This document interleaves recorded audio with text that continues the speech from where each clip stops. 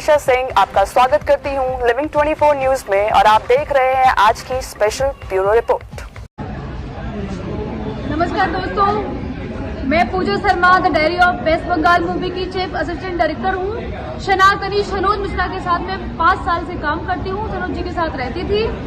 इसी बीच हम दोनों में झगड़ा होता है और उनका कट्टर दुश्मन जो हिंदुत्व के नाम पे ठग करता है वसीम रिजवी, उसने मुझे बहुत भड़काया क्योंकि हमारे और सनोज मिश्रा जी के बीच काफी टाइम से झगड़े चल रहे थे।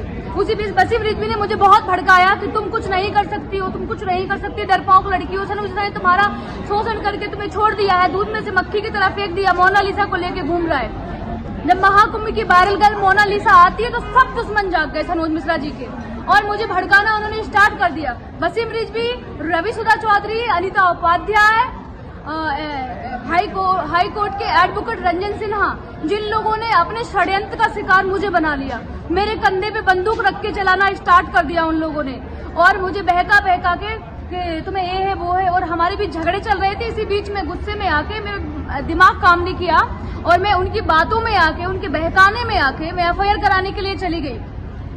जब अनिता उपाध्याय ने मुझे बुलाया, भाई उन लोगों ने भाईचारा किया, बहन बना लिया, बहुत इमोशनली मुझे ब्लैकमेल किया।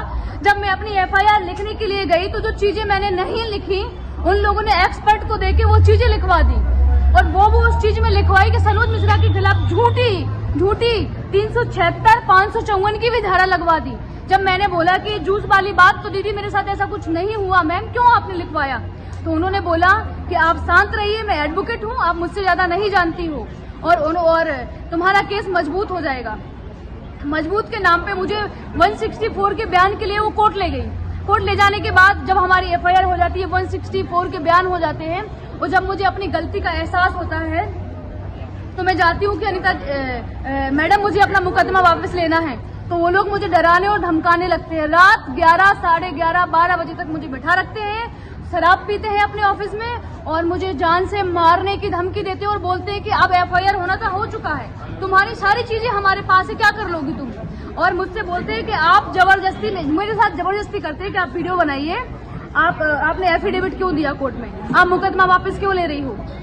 हमारे साथ कोई रेप नहीं हुआ है, हमारे साथ कुछ भी नहीं, जबरदस्ती कोई नहीं। मैं अपनी मर्जी से सनोज जी के साथ रहती थी। मैं 5 साल से उनके साथ रह रही हूँ। हाँ, थोड़ी बहुत लड़ाई झगड़े हम दोनों के बीच मिसअंडरस्टैंडिंग थी जिसमें लोगों ने और स्वाहा करके आग डाल दी। इन सब चीजों के पीछे बैठा हुआ है वसीम रिजवी, वही आग लगवा रहा है और वही सब कर रहा है। इतना बड़ा षड्यंत्र रचा, मुझे भी फंसा लिया और सनोज मिश्रा को जेल भिजवा दिया।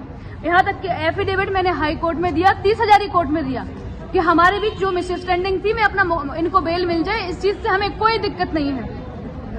फिर भी नहीं हुआ क्योंकि उस षड्यंत्र के पीछे बहुत बड़ा हाथ है, बैठा हुआ है वसीम रिजवी।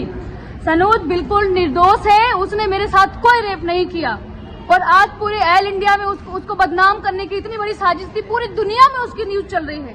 1 घंटे पहले एबीपी न्यूज से लेके सारे चैनल में उसकी न्यूज चल रही है। तो ये सब झूठ है, ये सब षड्यंत्र था वसीम रिजवी का।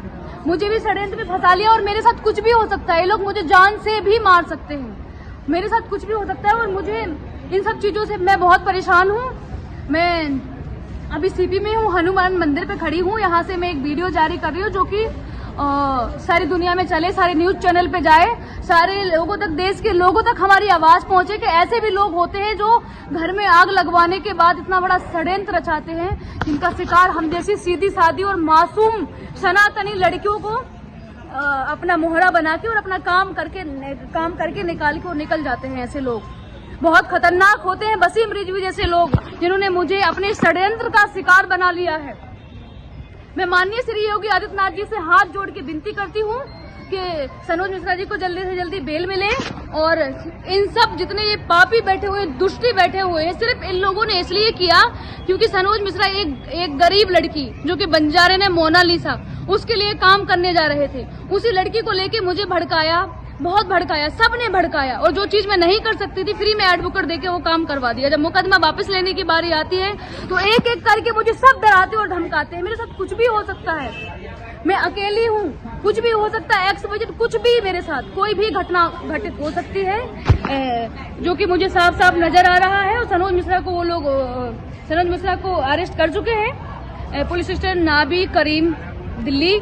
तो योगी आदित्यनाथ जी से और अमित शाह जी से मैं हाथ जोड़ के विनती करती हूँ, रिक्वेस्ट करती हूँ कि जल्दी से जल्दी इन चीजों पे इंक्वायरी हो और जांच हो और वसीम रिजवी जैसे लोगों को ना कड़ी से कड़ी सजा मिले, जो हम जैसी मासूम लड़कियों को टारगेट बना के लोगों के घर बर्बाद करते हैं और मासूमों को जेल भिजवाते हैं।